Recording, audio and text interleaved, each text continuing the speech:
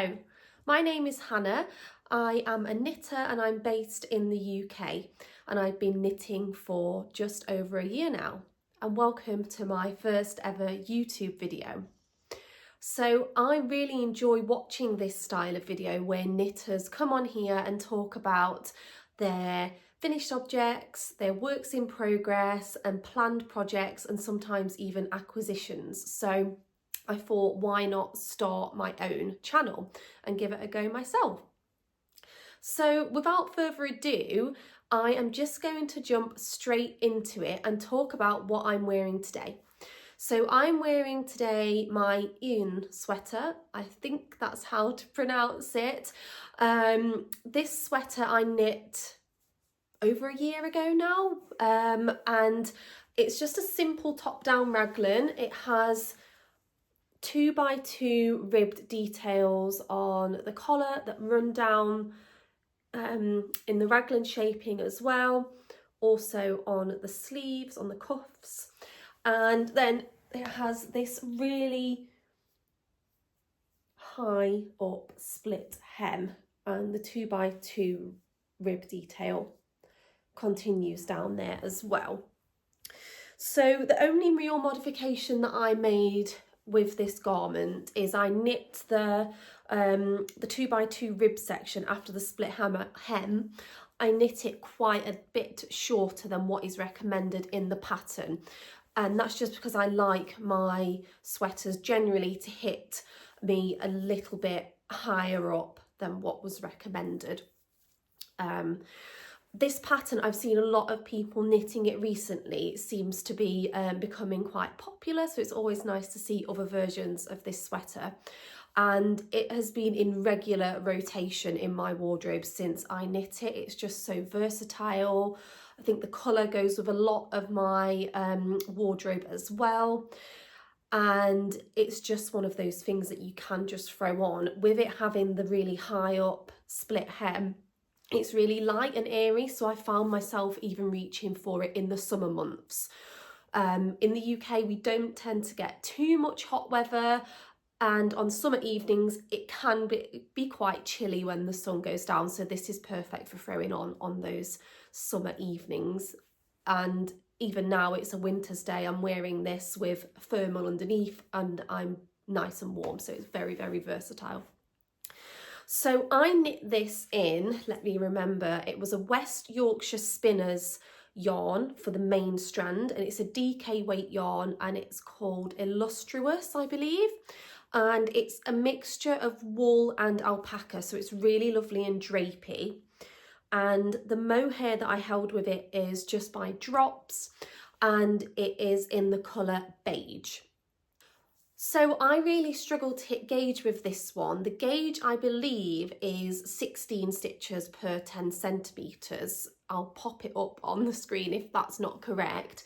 And yeah, I was really struggling to hit that. I went up to 5.5mm needle, still wasn't hitting the gauge. It was still a little bit smaller than it should have been. I believe I was 1 stitch off.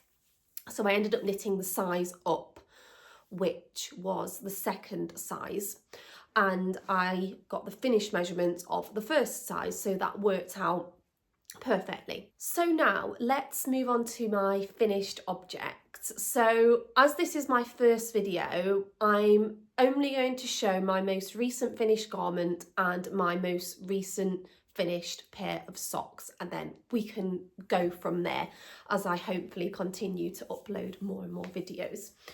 So my most recent finished garment, I finished this a couple of weeks ago now. Okay, so I just had to do up the buttons on this one before I could hold it up.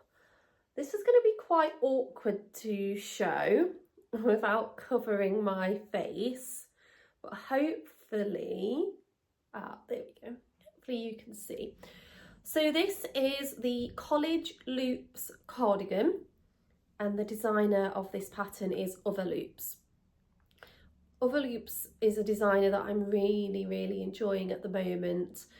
I want to knit so many of their patterns, and this is the second of their patterns that I've actually knit so far.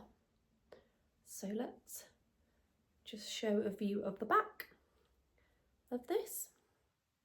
So I will talk a little bit about how this is constructed. It is a saddle shoulder, quite a large saddle shoulder. So you actually cast on here with a provisional cast on, you knit this section across, and then you come back to your provisional cast on, pick up those stitches and knit across for this section. So you end up with just this saddle portion. You then pick up stitches all the way around, and you then begin knitting down for the body whilst making the increases for the V-neck shaping and the increases for the sleeves. So you actually move into a contiguous sleeve construction. I believe that's what you would call that. So you get this lovely detailing here, which almost looks like a seam. Once you get to the bottom of the sleeve cuffs and the ribbing for the body, you change to your contrast colour to knit these lovely stripes. And then of course you pick up for the button band at the end. I'll talk a little bit about the yarn that I used for this project. So for the contrast colours, I actually used the leftovers from this sweater. So this may look familiar.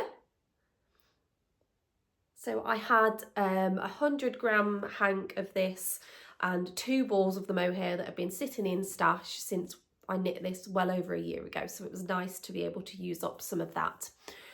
For the main colour, sorry, I used a drops mohair again in the colour marzipan for the lace weight strand. And for the DK weight strand, I used some yarn that I had thrifted from eBay. So there was a seller that was having a destash, and I bought 3 huge 500-gram hanks of 100% British wool.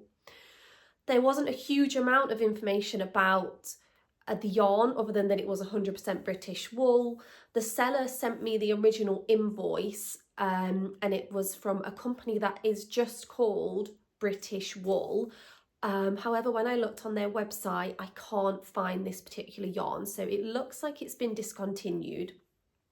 There's no information about yardage either, so I am just assuming it is a DK weight, and it knit up at around a DK weight, so it worked out quite well.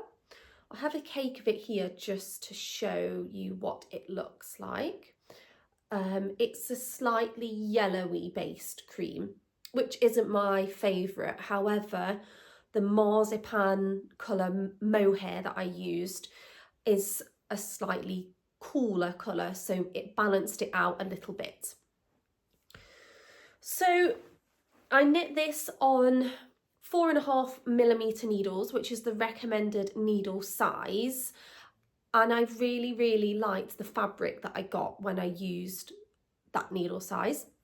However, I wasn't hitting gauge, and I was really conscious that I wanted to hit the row gauge on this project because I was worried of how much of a difference it would make to the proportions if I didn't hit the row gauge.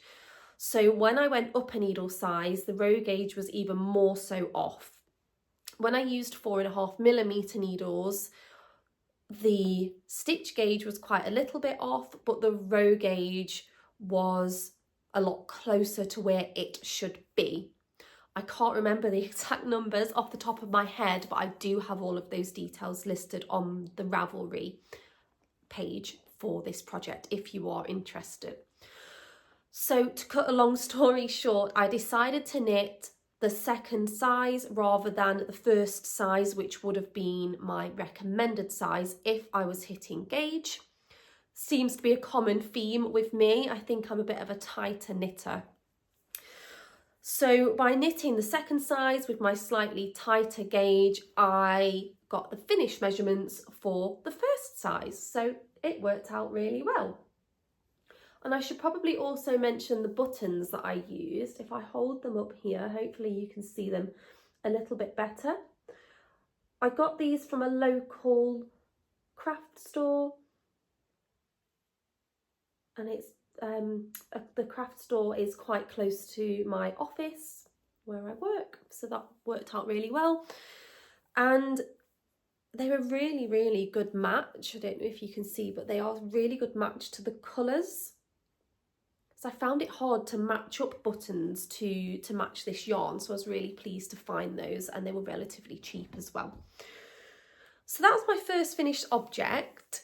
I feel like I've rambled on for quite a while about that one, so it may just be a learning curve for me to figure out how much information people would like to hear, so do bear with me whilst I figure that out. But I'll move on to my next finished object. I haven't woven in the ends, but I'm still counting it. So this is a free pattern that is available on Ravelry, and it is called the Salt Chuck Socks. So you start with some twisted rib at the top here. I did cut this a little bit short versus what it recommends in the pattern, and that was simply because I was being a bit lazy. I was being a little bit fed up of knitting the twisted rib, and I just wanted to get into the main sock.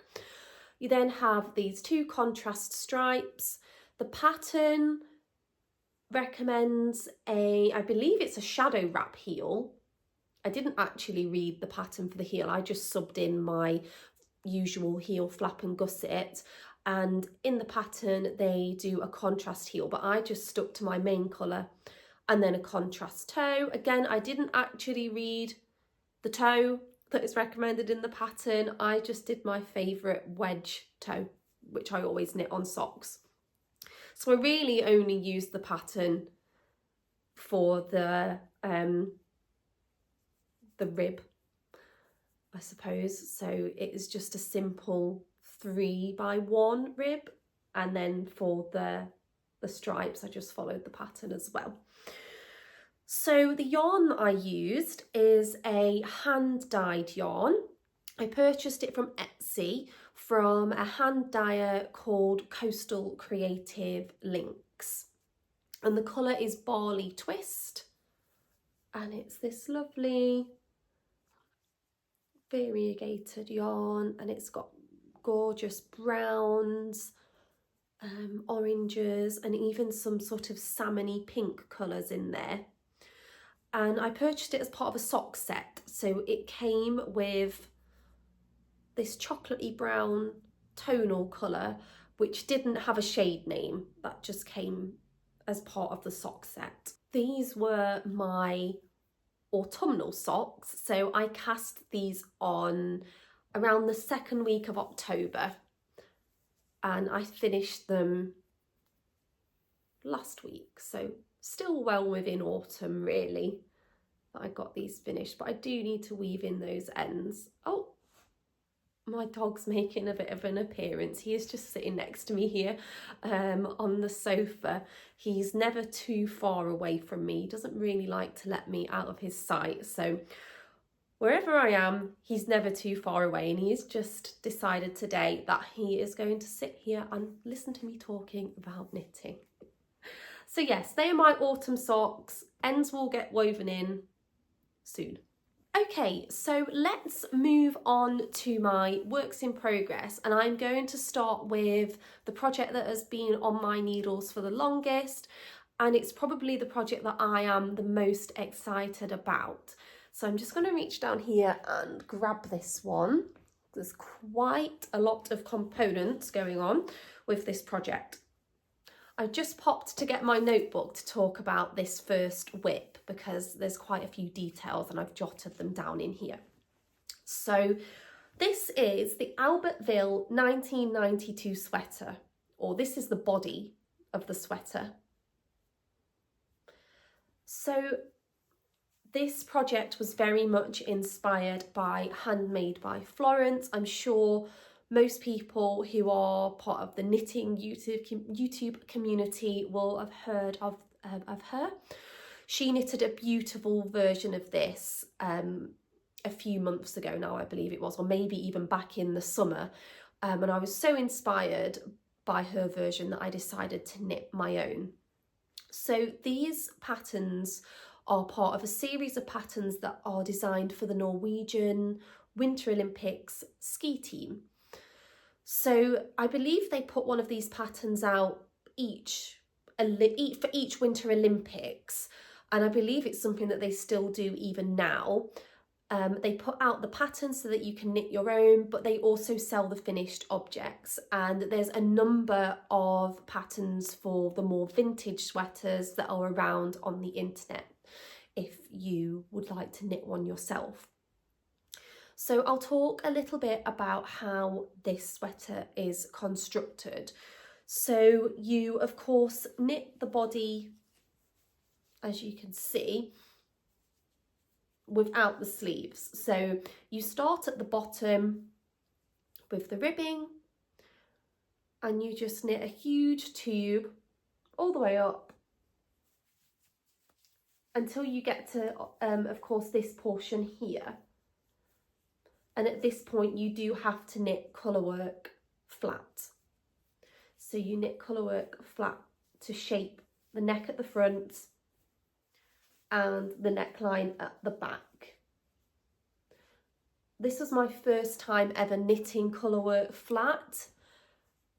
It really wasn't as bad as I thought it was going to be. It just takes quite a bit longer, certainly for me, than it does to knit colour work completely in the round, but I don't think you can really tell at all any difference between where I've knit colour work in the round and then knit the colour work flat. I'm pretty pleased with this. I should mention that this has been washed and blocked as well, which made a huge difference to how this looked. So then, of course, you do need sleeves for your sweater. So you knit these separate, and I have finished one sleeve as well as the body. This again has been washed and blocked. It looks quite short, but it is a dropped shoulder, so the sleeve seam will come down to around here, and I do have quite short limbs. So I have checked and this should fit if my measurements are all correct. So very similar with the sleeve, you start at the bottom with the ribbing and just knit a tube all the way up, making increases, and then you knit some purl rounds at the top, and this is where you will this will form the facing, for when you seam down the sleeve. Now the scariest bit of this sweater, to attach the sleeve, you do have to steek. So you will cut into your knitting to make the hole for the sleeve, and then you will seam the sleeve in to the sweater. Then, of course, you will seam the shoulders together and knit the neckline as well. I am quite scared about the steeking, but I think it's just one of those things. I'm just going to take my time. I'm going to give myself a weekend to do it when I haven't got plans, and just take my time. There's lots of tutorials online, so I'm sure I will be able to figure it out. So I'm currently knitting the second sleeve. Here it is. And we're very nearly there. You can see it's not too far off. So maybe in the next 2 days I'll have this finished and I can get this sleeve blocked and then start looking into the steeking process and mapping out exactly how I want to do that. So it's very exciting. I think I'm going to hyper focus on this sleeve now until I get it done, because I really want to see this finished. So I will talk a little bit about the yarn that I am using for this project. So I am using Holst Super Soft Held Double. The gauge that I got with this yarn is 1 stitch larger than the gauge that the pattern recommends. So I recalculated the stitch counts to give me the amount of positive ease that I wanted for this sweater. You can, in theory, just knit this sweater with the number of any amount of stitches that you would like, because the colour work pattern doesn't line up under the arms. So all you need to do is calculate the number of stitches that you would need to give you the body circumference that you're looking for, and then just work out where you would need to start and finish each round under the arms, if that makes sense. I've detailed that a little bit more in the project page for this sweater, and I've listed exactly what stitch count I used, and the amount of positive ease that's given me. I believe it should give me around 27 centimetres of positive ease, so I'm wanting this to be quite oversized. I haven't actually measured this now that it's blocked, so I will do that and report back so we can see if it is coming out how I calculated it should come out from my original gauge swatch. So again, with the sleeves, I recalculated the stitch counts to give me the sleeve circumference that I wanted. So I just measured one of my other sweaters that's quite oversized to give me an idea of the sleeve circumference that I would like, and then just applied that to my gauge. And again, with this, the colour work doesn't line up at the beginning of round, so where you make your increases. So you can just pick any stitch count that you want for that one as well. The tricky part with that came in around the neck. So my row gauge was also off, and I was following the instructions in the pattern for how you cast off, or the amount of stitches that you should cast off on each row to get the neck shaping. So if I had followed the pattern as it was written, my neck would have been too large because my gauge is larger. So I did recalculate that, which was a bit finicky, but I'm hoping that should be all good. So I will talk about the yarn. I believe I started talking about the yarn and then I've got off on a bit of a tangent about the gauge, but we'll talk about the colours of the yarn that I used, I suppose. So as I mentioned, I'm using Holst Garn Super Soft to knit this, and these are the main two colours here. I purchased a cone of each of these colours. So let me just check down here. I am just looking down at my notebook, so I must apologise for this. So the off-white colour is bleached white. The navy blue colour is indigo. Then for my contrast colours here, the red is poppy. The grey is flannel grey, the blue is wave, and the plum colour is cranberry, or the cranberry colour I suppose, not the plum colour, but that's the shade cranberry. Again, all of that is listed on the Ravelry page for that one. So the yarn, the Holst Garn Super Soft yarn, it's my first time using this yarn. And I'm sure lots of people will be aware of this yarn, but just in case you aren't, it is a very affordable option. It's a light fingering weight yarn, and you do get 287 metres per 50 grams, so quite a lot of meterage there. And one of the reasons that it is so affordable is the spinning oil hasn't been fully washed off of the yarn, so that's just something to take into account. If you are thinking about using this yarn, you do have to make sure you thoroughly wash that spinning oil off, and it does really soften up, as the name suggests, once you wash and block this yarn, but it's by no means as soft as a really buttery merino. It is still quite rustic and toothy.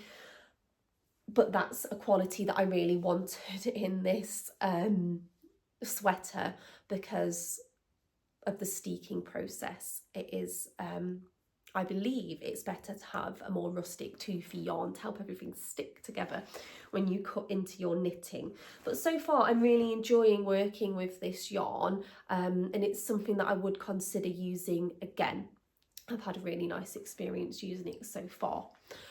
I should also mention on this that when I knit my gauge swatch, I give it a really good soak because I was quite worried that the dark colours were going to bleed into the lighter colours, but that hasn't happened. It hasn't happened when I washed and blocked this either. So that's really great news, because that would have been so upsetting if the navy bled into all of this off-white colour, but thankfully that didn't happen. So let's move on to my next work in progress. Hopefully it won't take me so long to talk about this one. There's not as many details with this one. It is quite a simple project. So I am knitting the Sophie shawl by Petiteknit. I'm sure most people will have heard about this pattern, so I won't give too many details at all. It's really simple, so there isn't really too much detail to go into anyway, but you do just cast on at the bottom here. You work increases at regular intervals, moving up, and I'm still on the increasing section at the moment because I want to knit the larger size. Once you finish the increases, you then work decreases at regular intervals to create the shawl shape, and it has I-cord edges that you create as you go, so you don't have to pick up stitches at the end to add that I-cord on. So it's really simple, and of course it is just in garter stitch. So the yarn that I am using, it is a vintage yarn that I purchased from a local charity shop. I actually purchased this before I ever even knit my first garment. At that point, all I had ever knit was scarves, just back and forth knitting scarves. And I had a goal in mind that I wanted to knit garments, and I found this in a local charity shop. 10 balls of this yarn, and I purchased it, and I'm only just getting around to using it. So it is by a brand called Falcon, and there's not a lot of information on the ball band for this one. It just says triple knitting. It's 2 ounces or 56.7 grams, and it is pure new wool in the colour copper, and that is it. No information about yardage. I did a quick Google, and I think it is a worsted weight, so we're going to go with that. And it is quite a, it's not too rustic, but it reminds me a little bit of Peer Gynt with how it feels. So we'll see how it blocks out, but it's not too toothy, but it's definitely not soft. But I quite enjoy a more rustic yarn, so I'm quite enjoying working with this. This is actually a gift knit. So one of the reasons that I didn't get around to using this yarn is the colour just isn't for me. I'm quite cool toned, as you can probably see, and these warmer colours, as beautiful as they are, and as much as I want to make them work, they just do not suit me. So the lighting isn't great in here due to the very grey British weather, so you may not be able to see the colour properly, but it is a very coppery burnt orange colour, very warm toned. So this is a gift knit for my mum. She has very different colouring to me. She's very warm toned. She has dark hair, dark eyes, and very warm toned skin. So These colours are perfect for her and they really, really suit her. So I'm hoping that she will love this. So I'm just chugging away on that as and when. It's obviously a very mindless and easy knit. It's great for TV knitting. So I do need to have that finished by Christmas, of course, but I am just plugging away on that one. I'm not too worried about the deadline. I should be able to get that finished on time. I should mention what needles I'm knitting this with. I'm using 5mm needles. So that is the recommended needle size for this pattern. Petiteknit knits hers with a worsted weight yarn as well. I didn't gauge swatch for this and I never ever do that, but it's a scarf. What could really go wrong? The fabric's fine.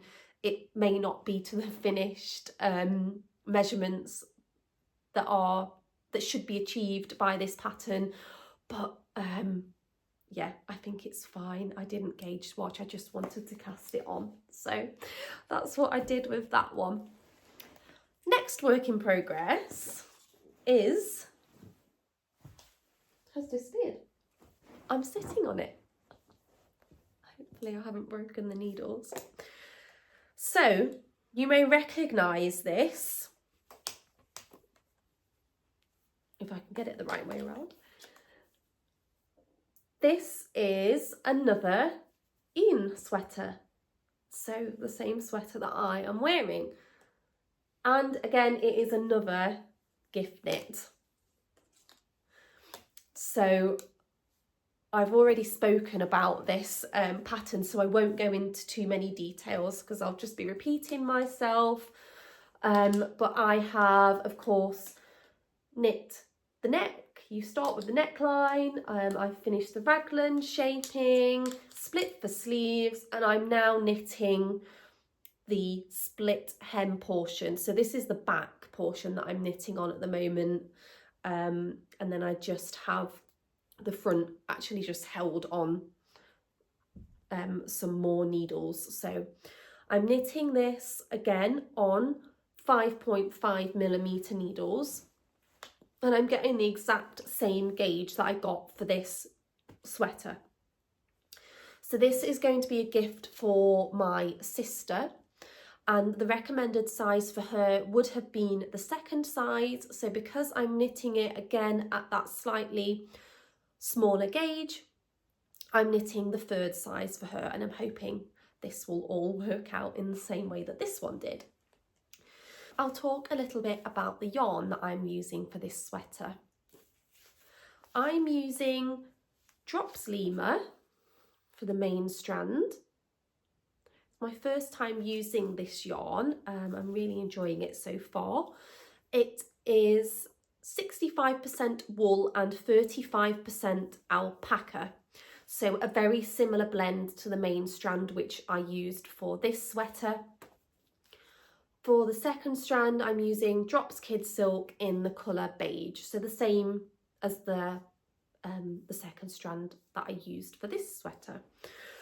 So the reason for this yarn choice in particular is because my sister really liked this sweater. So I wanted to replicate this as much as I could.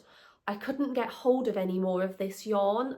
I believe it's been discontinued in this particular colour. So this was in the colour pewter, I believe. And as I mentioned, I couldn't get hold of that again. So I went for this combination, which is as close as I could get. It's not too far off. I think it will be fine. I think she'll be more than happy with the colour of the sweater. So she has been asking for a knit sweater for the longest time. So I decided that I would do her one for her Christmas present this year. And she immediately picked this one out of my wardrobe and said that she would like one of these in the same colour, same fabric.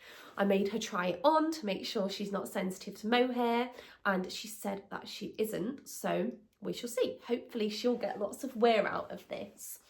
The good thing with this, because it is knit on 5.5mm needles, it's a really, really quick knit. So this is just flying off the needles. So I need to knit a little bit longer on this portion here.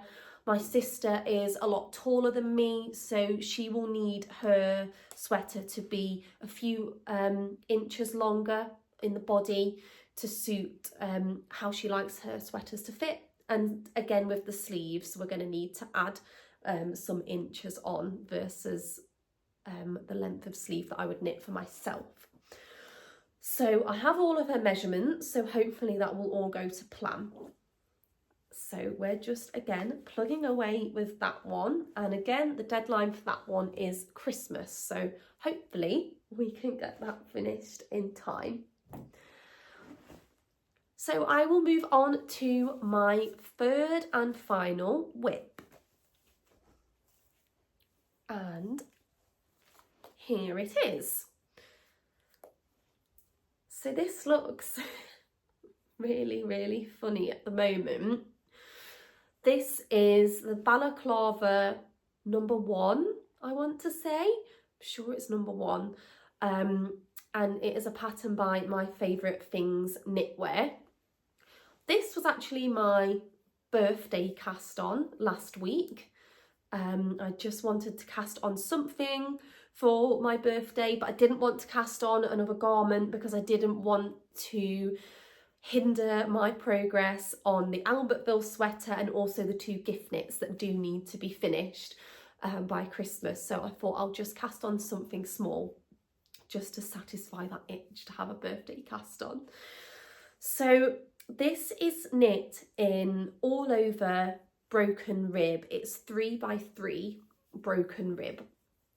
Now the ribbing on this looks extremely messy at the moment, and it is worrying me a little bit. I knit a swatch using this yarn, and when I blocked it, the ribbing did neaten up, so fingers crossed that will happen again. In hindsight, I wish now that I used some wooden, either bamboo or birch needles to knit this. So this is knit on 4mm. Yes, so I'm using 4mm needles, and that is the recommended needle size to knit this. And I'm regretting not using my wooden needles, so I'm using my copper interchangeables to knit this. And I always find that whilst I prefer knitting with my copper needles, when I'm knitting ribbing, I always get a neater result if I use bamboo or birch. But hopefully blocking will solve all with this. So I've knitted the majority of the head portion. So you cast on here at the top and you knit down, and then you pick up stitches all the way around, and now you're just knitting flat back and forth.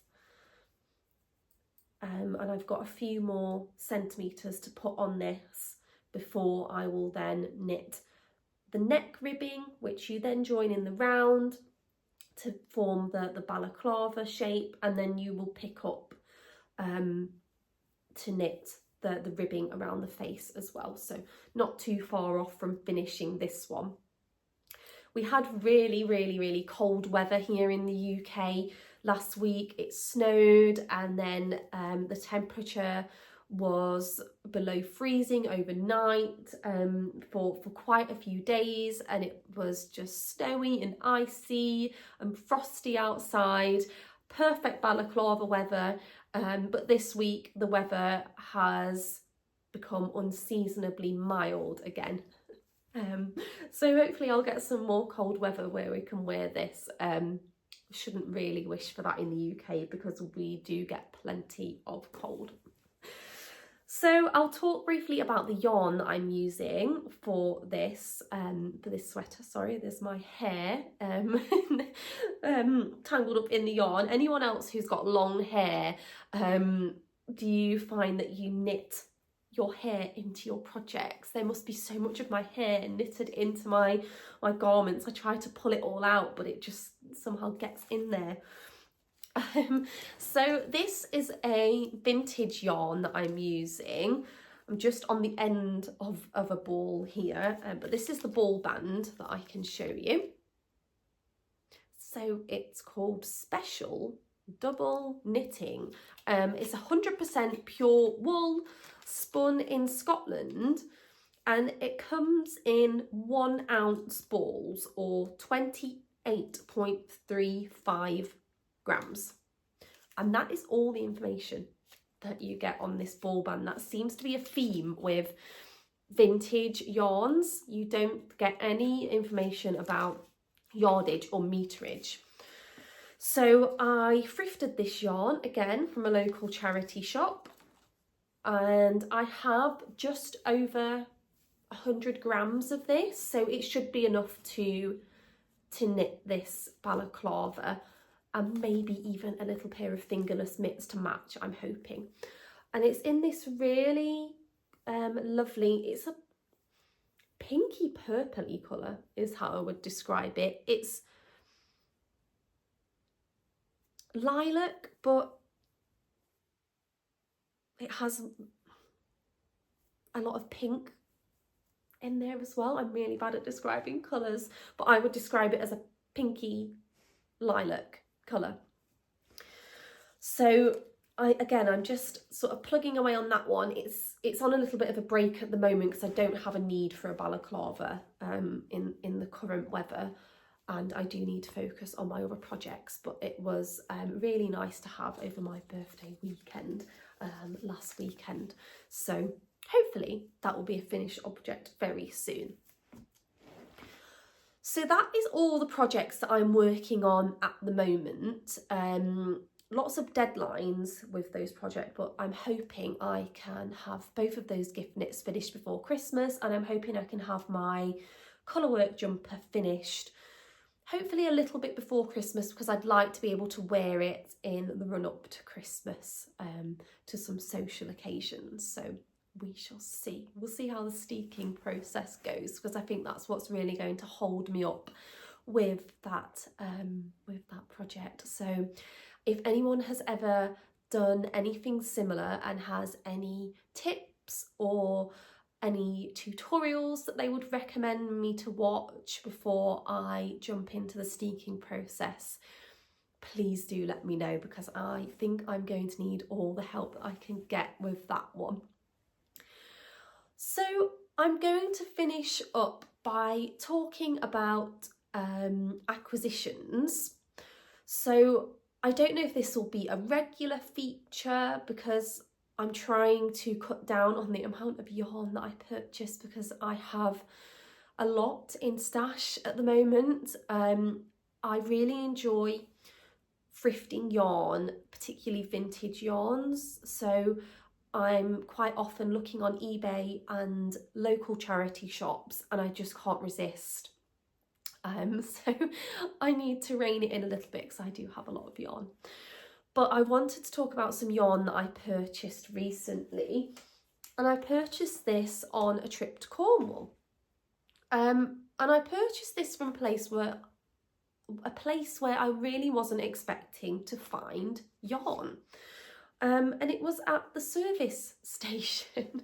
So if anybody is familiar with Gloucester Farm Services, I believe there's been a sort of documentary series about this particular service station as well.